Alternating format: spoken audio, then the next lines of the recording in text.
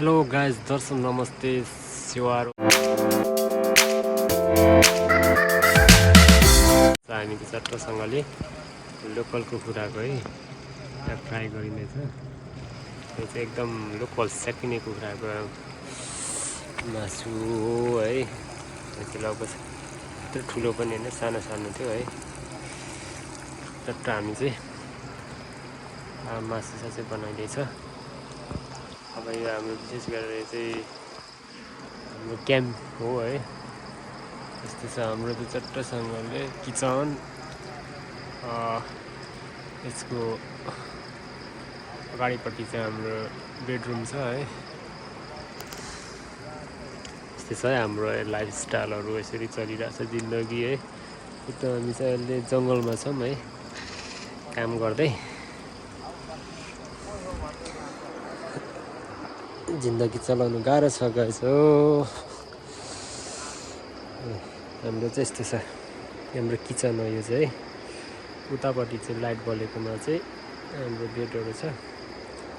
यता चाहिँ पानी राख्ने जरोहरू। यो चाहिँ एकदम अत्याधिक ठुलो रुख छ है। रुख छ यो ठुलो एउटा ढुङ्गाको साइडमा छौँ है उँधोपट्टि। तल चाहिँ तम्बु खोला पर्छ। मान्छेले रातिकै भिडियो लिइरहेछ।